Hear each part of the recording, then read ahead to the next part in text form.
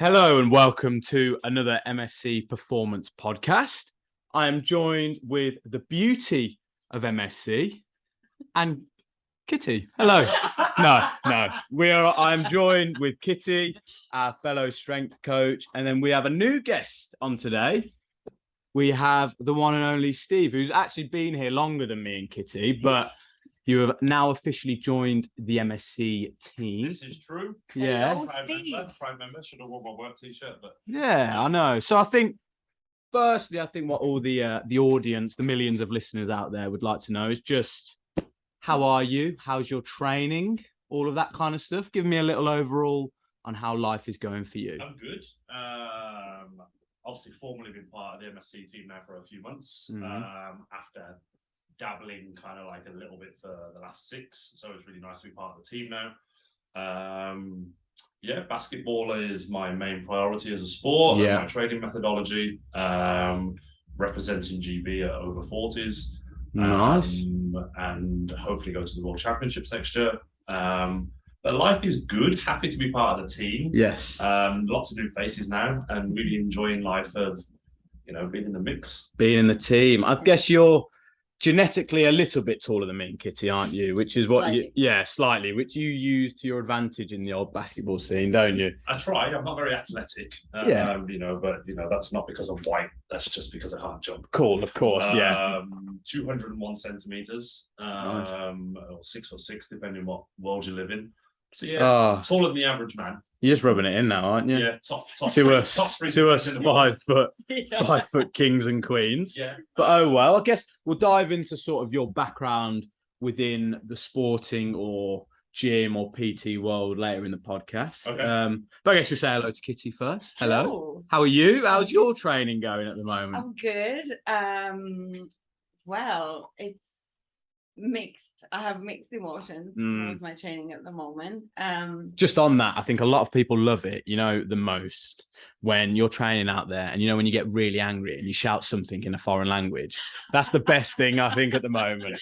Yeah. You know what? I actually did that when the gym was closed. So okay. Yeah. Sorry. Sorry. Well, you need to start doing it. No, I only do that behind closed doors. Okay, cool. But yeah, what kind of training because you've chopped and changed a little bit, haven't you? So I think the last time I was on here, I was still on the barbell club, and I was kind of dipping into Olympic weightlifting, but I dropped the barbell club now, and I'm only focused on Olympic weightlifting. So I train 5 times a week.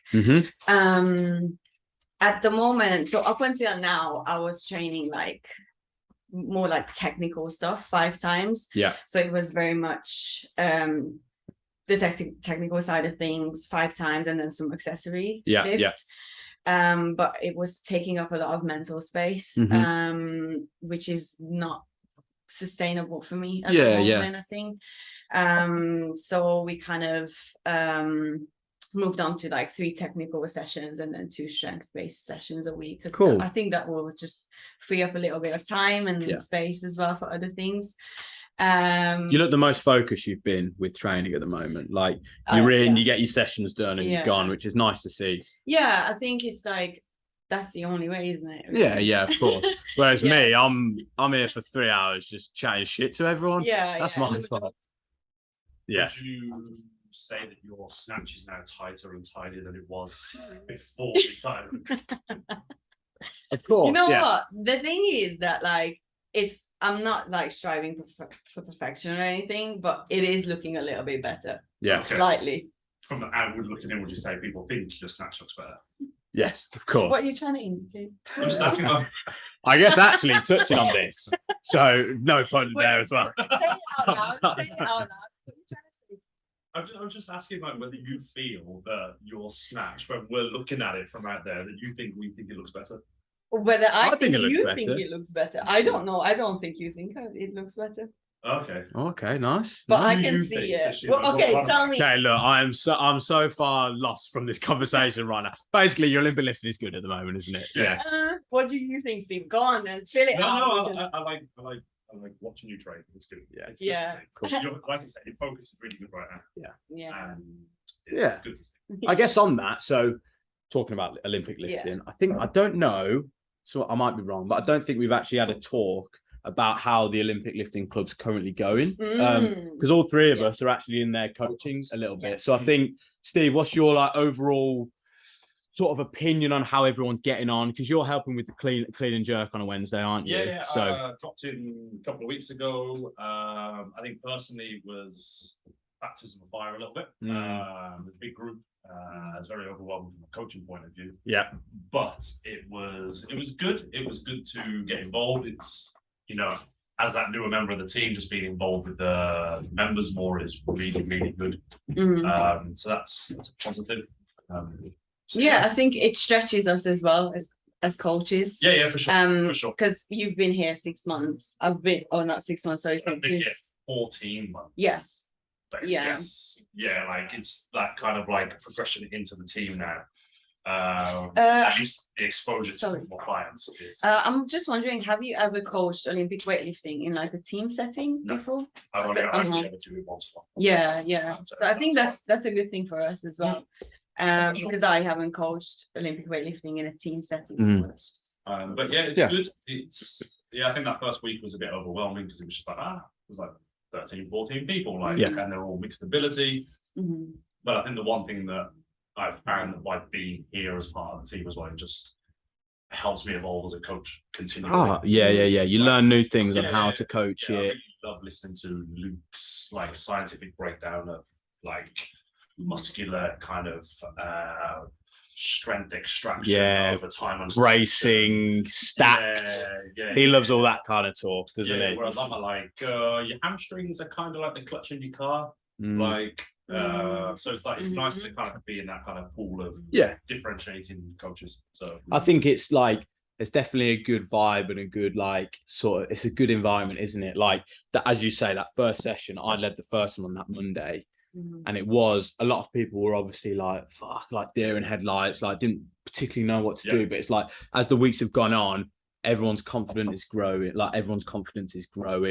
Everyone's becoming more comfortable with each other. Like it's just a nice environment. And even like so obviously we know sort of all the basic cues to teach everyone, but it's like now that everyone else is picking up on them, they're implementing it onto each other. So it's like I don't know, Gloria will be snatching. And then someone else will add a cue in, being like, Glory, you need to do whatever. And it's quite nice to see each other actually coaching. Yeah, I really enjoy so when one, it's good to see, and two, it makes that job easier, doesn't it? So, that's exactly why we just encourage them so that we get to do less. Of course. But I think so overall weightlifting club going well. I think if you're watching the YouTube channel, you can see we have our nice products in the background, so carefully placed. So midway through the podcast, we would like to introduce our sponsors. Nocco, please. But no, we just thought we'd make it look a little bit more appealing. We've got some nice new flavors. Has anyone tried this lemon cheesecake Bear Bells yet? No, tell me about it. No, it's actually quite nice. So I'm not a huge cheesy fan. I told you about this, didn't I? And you don't like me now. You don't like Manchego, you don't like blue cheese. You just like grated cheddar. And it's such I'm boring, but it actually tastes quite nice. Like it is actually very sweet. If you like a bit of sweetness, it's nice. Yeah, exactly. And then Nocco, you can't go wrong with our old Nocco. I haven't tried these two. I haven't had those. No, so we've got blood orange, which makes me feel like I'm abroad, taking in the sun. And then we've got this lemon de sol, which also makes me feel like I'm abroad. It's like when that reminds me. When you're abroad and you've got a menu out in front of you and you try and pronounce it. That was me then. I love the paella della four. It's like that, isn't it? Sorry, slight segue. We've got. If you're wondering what all of those items are there. So Steve, I think it's time for interview time with you. Let's go. Yeah. So, I think not a lot of us, especially obviously you've been here a lot longer, but not a lot of us probably know your past within the fitness industry and what actually led you into being a PT and into the world of fitness. So would you like to give like a brief overview of what led you to this line of work? he has to go back in time. So So of course, back to the 30s. Okay, so. Well, when I was 30, that was still 12 years ago. So the surprise that catches everybody off guard is at 42. So I've been around a while. So short history, used to be a college lecturer. I worked at a very big institution for 10 years, nearly 12 years maybe, teaching hospitality and catering business. And that was off the back of a catering education at college when I came out of school. And that was horrendous. Didn't enjoy it. Didn't enjoy it at all. What made you stay for so long? Money. Okay. College money is decent. You put like 4 or 5 years in, you can easily get yourself up to like 30, 35 grand a year, and you can make good money out of that. And I think like we all get caught into that kind of cycle of like, I get paid, I go to work, it's a 9 to 5 in essence. But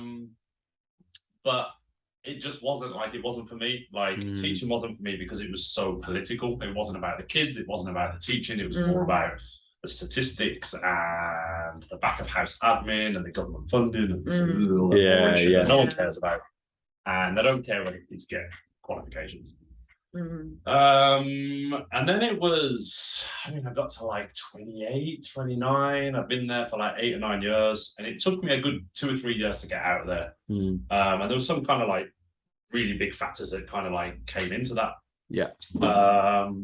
So I was quite ill when I was 28. So the big, I suppose, elephant in the room is that I had cancer when I was 28. I lost a testicle through testicular cancer. And at that point in time, I was like, I'm done with this shit. And then for probably 2 years, I suffered really badly with my mental health, suffered from depression, suffered from anxiety, and never really went back to the college then. I had my operation and all my kind of like cancer-related stuff. And then I went back for like 2 months, and then I was just kind of like, I'm done with this. So then I had a year off through stress and depression, went back again, and then I was like, fuck this. Like, I'm done with this shit. Like, and then I tried to find my exit route, which in essence was, I want to help people with my coaching and teaching skills, but how do I do that within a realm that I'm going to enjoy and be self-employed at the same time? So then I started to re-educate myself, and while I'm not the most educated person at MSC, I know that, like, I spent a lot of time like reading and doing kind of like low-level S&C PT courses, and tried to kind of upskill as much as I could while I was still at the college. And then I set up my own business. And then I resigned one day. Can I just jump in there? I just wanted to say that, like, in terms of coaching, I think that, like, at the moment, like in the industry, you have to have like high up qualifications to get a certain job or anything. But how good of a coach you are is not defined by whether you have a level 3 or level 4 or a master's or a PhD. So there's very much an element of like, you can be the most educated person in the world or in the room or in the gym and not know how to communicate with people, and you can't find the cues that work for the individual. Or you don't know how to kind of build relationships. And I think the big thing for me was like, I knew that I was good at teaching, I was good at coaching, I was relatable, and I knew how to kind of transfer information from one person to another on different levels with different individuals. So it was finding something that I could do and enjoy. So I was like, I'm going to make every British basketball player the most strongest, conditionedest, like version of themselves, and they're all going to take over the NBA. And then you find out that basketball players got no money. And now I'm having a great client base of lawyers, barristers, doctors, judges, amazing humans. So I'm lucky like that. I think I don't want to obviously touch on it too much and stay too dark, but that period, period, I think a lot of people will want to know, like, how do you think that period of, like, obviously when you found out you had cancer and all of that stuff, how do you think that's like now influenced you into the sort of place that you are today? Because everyone in this gym knows you as amazing, happy, like like out But there. when Exactly. And so it's, like one person, I bet like that time in your life made you reevaluate a lot of things. Oh, for sure. Like, and it was really, really quick process for me, to be fair. Like, I knew that there was something wrong for like a week. I went to the doctors on the Friday. Doctor sent me to the hospital on the Friday. The hospital were like, you need to come back on Monday. Had an operation on Monday. Was in hospital for a couple of days, Tuesday, Wednesday, got sent home. And they were like, oh, I need to come and have like radiotherapy for like 6 months. And I was like, cool. Yeah. But it was such a quick process. It was just like, shit, like, what the fuck is this? Like, how am I like in my mid to late 20s and like, this is my life? And it was, the doctors were like very much like, this is a genetic thing. Like, it was just going to happen one day. Like, what should have been an X rather than O? Like, one day you woke up and that got triggered. And but it's also really grounded in the sense that like testicular cancer as a sickness or an illness is brutal. Like they say, once it comes out of the testicle, it goes straight to your lungs. And then when it gets to the lungs, there's nothing they can do as a general process. So like when I went on that Friday, they were like, yes, we know that this needs to happen, but we also need to x-ray your lungs. We need to x-ray all your lymph nodes and all the lymph glands. And they were like, oh, luckily for you, like it's fine. But like they say, like men turn up like having had this for like 6 months. Wow. And they're like, oh, it's in your lungs. There's nothing we can do now. Like you got 6 months to live. It's scary. So you're like, fuck. Like, and it really kind of like jolts you into like, what the fuck am I doing with my life? And at that point in my life, I was partying like 4 or 5 days a week. I was hungover all the time. I was drinking. Like I was just doing dumb shit. And you kind of like roll over and you're like, okay, like whatever you believe in, like it's like this is your chance now to like make some change, like to do the things that you want to do and make a better evaluation on your life. And that was it. I was like, I want to be self-employed. I want to look after myself. I want to enjoy myself. I want to enjoy what I do, but I also want to value the time more than I value the money almost. And I have this conversation with people like on a regular basis, like how I value time more than I value money. And people like laugh at you. We actually spoke about this yesterday. Like people are like, oh yeah, but you need money. Yeah, you do, but like if your outgoings are £1,000 and you earn 1,100, like you win. Because I have all this time and I have my health, and people kind of like laugh at you when you say that. But then until you've been in those situations, like you can't really kind of look at life like that. I suppose. And I think for me it was like a wake up call for that to happen. But then going back to college or having that experience of going back to something that you hate so much, like you're just so depressed. I bet it's like those. It's like you're stuck in this like channel, aren't you? Of like you did that job and you probably thought you were quite comfortable and happy. You obviously went through this life event that was tragic and horrible. You go back to that environment that you thought you were okay, and you just think, "Fucking hell, this is shit." And then it's quite good that now that you just thought, right, I just want to do something I love. Life can be short. Do what I enjoy, and then you're gonna live life to the fullest. So like, what as much as you can, for sure. So what, like, had you been involved in sort of the gym or fitness prior to actually thinking, right, I want to be a PT, or was it literally an off the cuff thing, thinking, how am I going to combine everything? I think what it was, a lot of it boiled down to the fact that I've played basketball since I was 10, so like I've been playing basketball for 32 years. Jesus 32 years. Combine that. 32. Actually, almost. No, we're a little bit off. And I never, while I've reached more of my basketball potential in the latter years now, I knew that I never reached my potential then. And there was a lot of things that went into that, and my body wasn't prepared for it. I didn't know how to look after myself. I didn't eat properly. I was drinking too much. And I was like, the next generation needs to know about this. And while it's not really kind of panned out how I wanted to client-wise, I suppose, like over the term of doing this, because basketball players don't necessarily buy into that because they believe their own hype. But like what I've learned is that, again, for me, like with my personality and my personability to people, is that I have a way of kind of like trying to communicate to people that while they can be performance athletes, but also just the everyday person, like actually this is just important for everyday people too. Without and doubt. You don't have to be like elite, but you do have to do something consistently. And I think that's where I was at. Like when I came into it, I was like, I'm going to make the basketball players better. But then I kind of focused on myself even more. Then my basketball skills got better and have done continually the older I've got. Yeah. And I was never really considered to play any like professional level or any like super high level when I was in my prime. But then like when the GB opportunity came up, like when I was 40, and that was pre-pandemic, that was by application. So it was like, send us your application. And they were like, oh, we'll invite you, you can come. And I knew that I was one of like, probably like the least experienced basketball players in the room at the first trials. And there was like 200 of us. Yeah. And I'm like, I don't need to be here. Like I knew who some of those players were, but some of them had been retired for like 5 or 6 years. They weren't fit, they were injury prone. And for just like 18 months, I was just running past these guys, and the coaches were like, this guy's fit, he's looked after himself. Yeah. You know, and like I'm the glue guy. I'm the guy that's like just do the stuff that no one else can do, and just keep running and keep moving and just keep working people. Yeah, you're the workhorse. Yeah.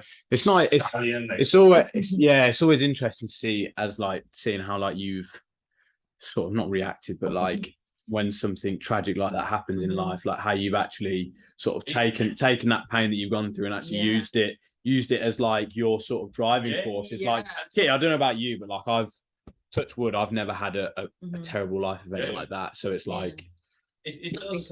It's just grounds you so quickly, and it can go one or two ways, I think. And I think the one thing that I have to do sometimes is just remind myself, because it's quite easy to forget now. Like it's like, oh shit, like this happened, like that was a big part of my life. And the interesting thing is they talk about the statistics of like people then getting cancer again. It's quite high. So you kind of like, I have to a degree look after myself like mindfully a little bit more. So I'm like, oh shit, like this could happen again. And you know, it might be a different variation, but you still have to be like, okay, well, this could be a thing. And I suppose like for me as well, like seeing your parents like react to something like that when their child's like 27, 28, and you have to go home and tell you, I couldn't even imagine. It's just brutal. I think like the combination of that and knowing that historically, like I've always had like mental health like problems anyway, like you have to kind of keep powering through. Because like for me, the highs are high and the lows are low. So if you don't kind of like combat that, like you can just wallow. So what do you do at the moment in your like routine or in your everyday life that kind of just like keeps you grounded, or like? I mean, I think the important thing to me is like having control of like as much of my life as possible and doing the things that I want to do. And I think like recent history and long-term history, I've had relationships where I've not had like the flexibility to do what I want. So years ago, like we're talking like 6 or 7 years ago, I had a relationship where I was with someone and I stopped playing basketball and I stopped seeing my friends, and then that kind of spiraled into like a lot of negative situations. Very common, that kind of thing. Very common. Sure. So for me, it's like a workout is a workout because it's good for my mental health, regardless of whether it's a great workout or a terrible workout. And playing basketball obviously is a big part of my life, but I have like 2 competitive training sessions a week for my national league team. I also made the effort to go and play with like my school friends on a Sunday because it's just fun. It's just that kind of like understanding of like things that I need to do to keep me at like 0 on like a good mental health scale. It's quite simple, but it's also easily wavered. I think. But I'm fully aware of that now. Like, I don't really watch the news. Like, I don't have a television. So it's like I enjoy music, so I only have music at home. And I don't really kind of like throw things in there that are going to throw a curveball. And I think the thing is as well, you have to surround yourself with people that value you on the same level. Like you have to have good people around you, and that doesn't necessarily mean everyone's your best friend. But like the one thing that I've found here, especially the last few months, is that everyone's just been super supportive.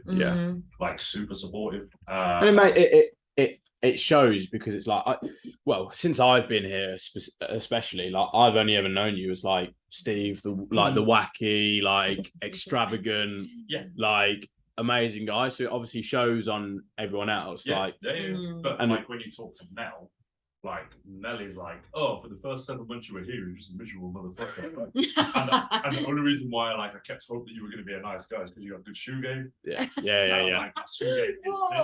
But she was that brutal. She was like, you didn't say anything for months, and I'm like, I didn't know whether I was going to stay. I wasn't working here. Like, there was a lot of other stuff going on in my life, and I was just like, well, you know, why put yourself out there when you don't need to? Of course.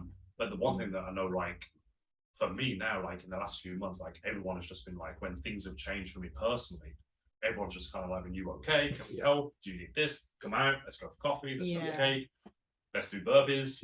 Like, I guess it's all like, I want to keep the MSC crew humble, but it's like it does show that like this whole sort of this family clique that we've got here is so supportive, isn't it? Like with everything, like both coaches and members. Everyone. Like, Kitti, what would you say? So on what Steve was saying, what would you say is like the things you do to sort of keep yourself grounded, like keep yourself humble? Like, is there anything? It doesn't have to be anything special, but like, what would you? Special, tell us. Yeah. I think Put you on the spot. I think I can approach it like in multiple ways, because when you said like keep me humble, I thought about my training, for example, just straight away. I think like trying new things and putting yourself out there and doing things that you're not particularly good at is something that can be frustrating, but it can also be humbling and, you know, just keeps you really focused and present in what you're doing. I think that's whether it's a sport or whether it's another activity, like it can be anything really. But what was the initial question? keeping you grounded. But it's true though, isn't it? Like adding on to that, it's like learning a new movement or a new skill or a new hobby. It can be anything. Like meeting someone new, it's like you've got to start from like basic one. You're not gonna go straight into level 100 on whatever you do. Like if I'm learning how to, well, I don't know, play blackjack, I'm not gonna go and then put a grand on because I don't know. Exactly. You need to learn everything. I don't know why blackjack came to my mind. No. So now the MSC podcast, we're talking about Max in his gambling addiction. No. Is this like a confession? Yeah, of course. One time a band camp. I know.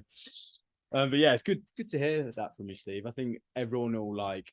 Thank you so much for sharing. I think, you know, these things are like not necessarily openly shared, and while I always kind of like, I sit on the fence with stuff like this because I always feel like everyone's got a story, like rags to riches, like sickness to health, and blah blah blah blah. And it's difficult to find the balance of kind of being able to talk about those things with people so they understand for themselves. Like I would say to you now, like, oh, if you ever wake up and you're like one testicle looks like the size of a lemon, go get that checked. That's what happened to me. But also, like, you know, it's easy just for people to be like, oh, he's only telling that story because he wants like likes or clout or clients or whatever. But the reality is that these are real life problems that people deal with. And exactly. When that happened to me at the college, I had like 3 male members of staff like come and talk to me after the fact, and like, oh, so we know when that happened to you, what about this and this? And I'm like, oh yeah, like you should probably it has to be talked about more. It's got to be open. As you said, like it can be gone like undiagnosed for months and months. So I'm never ashamed or shy to talk about it. But it's also not something that you're going to be like, hi, my name's Steve. I got one testicle. I had to, exactly. I'm one ball guy. Well, no, actually, I've got 2, but one's not real. Do you want to figure out which one? It just gets really weird. You know, like, how did they take it out? Did they cut under? No.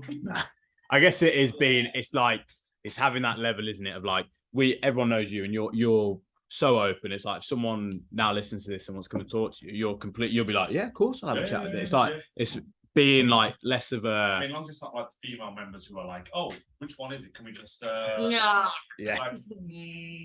social boundaries? Boundaries, of course. Oh yeah, as Kitti said, thank you for sharing that story. I think while we're getting to know you a little bit more, we should maybe talk about, you obviously went and played your GB basketball, didn't you? I did in Europe. Your old men basketball Yeah. tournament. 40s Masters. Over 40s Masters, yeah. Yeah, we went to Malaga in the summer, competed against 20 other teams, and did ourselves proud and came fourth, which was really good. We didn't have any expectation when we went out there. British basketball as a whole doesn't have a great reputation. Like, we're not really valued as the best in the world, even nowhere even close. And that experience for me, like being selected to go, was amazing. And that whole 12-day competition was one of the best experiences of my life. Yeah. And losing in the semi-final to go to the gold medal game was a bit rough, but coming fourth, like on reflection now, coming fourth was great. Like, it was really good. And there's a lot of opportunity to move that forward. We're looking at a little short punchy competition in December in Spain again, like to take the same team out, just to keep us all together and kind of see how we get on in a different format, with the hope of going to Argentina for the World Championships next year. Cool. If we can find some like decent sponsorship or funding to help us to get there. So if anyone's got any money, who wants to go to Argentina? I think it's interesting hearing you talk about that, because I remember when you came home from Malaga, you were really disappointed. Yeah, for sure. And I think hearing you like going through that journey of like reflection and now being like, okay, how can I turn that of course like disappointment into yeah, and it's still bittersweet. Like, it's like, oh, we should have done better, and we should have done better, but we went there thinking we might lose every single game. So like, you've kind of got to look at it and kind of go, okay, we actually came fourth, and we beat a lot of good teams, and we did really well up until the third and fourth place game, which we absolutely bombed. But everyone's heart and soul had just died at that point. And it's the end of the week. You're knackered. You're old man. Yeah, exactly. Thanks. Yeah. I want to feel young. And it was just, but in that experience, like in that 12 days, like I got to play against like multiple current and ex-European, like Serie A essence, like basketball players. I got to play against like an ex-NBA guy, and you're just like, I don't mind losing to a guy who played in the NBA. It's pretty good. Like, and we should have done better. But I think like, and I don't know if you've ever had anyone, Kitti, but like the S&C in basketball, like I don't think I've ever sort of. What's the S&C like in basketball? Because have you ever had a client of any kind of basketball? I actually coached a basketball player, but it was through my university, because he was a university sports scholar. So at the university I used to go to, they did S&C support for all sports scholars, and usually these were like third years or master's students or anything like that. So that's how I got into it, but apart from that, I haven't been exposed to any teams or anything and like that. It's only now really, like, while the NBA American colleges have always had good S&C setups, like it's only really now that kind of like leaks out and you kind of see the setups that they've got. And you see, I go to sessions like 3-4 times a week, and you see people like, they just can't run. Like, you can see that anatomically they're just like really imbalanced. And you kind of like, you're just almost expecting the worst for them at some point. There was a guy last week on Sunday, like, tore his Achilles on a Sunday. Running around, and you're like, and while you can't combat that, like in the then, but like for 6 years before, you could have done X, Y, and Z to like a load of plyometric stuff just to sort him. But I mean, you look at like, so if you watch the what's that Netflix series where they go into like American teams? They did one for a basketball college team, didn't they? Where they normally do the American football teams, and they're like dive. Do you know which one I mean? Yeah, I know what you're on about. But they looked into like even the equivalent of a high school team here. Like their basketball team had full gym sessions, full S&C, and then we're like 7 years behind the US, like in skill set, age for age. So for a 13-year-old in America, it takes our kids to get to like 19, 20 before they catch up skill set wise, let alone like strength and conditioning wise. And while we ship out a lot of kids over to the States, like it's still not till they're like 16, 17, so they're already behind. Yeah. So unless they're outstanding, which they're generally not, like on that level. It's really tough. Really, really tough. Yeah. There's a guy called Jeremy Sochan who's just been drafted to the Spurs. He's like one of 3 guys from Britain that's ever got to like the NBA. Yeah, it shows the difference, doesn't it? Yeah. It is interesting. It's like, I guess with some sports in England, like S&C is crazy good. Like rugby, like all of those kind of sports. Yeah, you look in, and you go over to America, but they're like, even though their rugby sort of standard isn't probably as good as here, their S&C is probably like, they've probably still got amazing gyms. Like they've just got that much more money in everything, haven't they? They're always going to be miles ahead of us. Like it just shows the divide between like this country and America. Like, I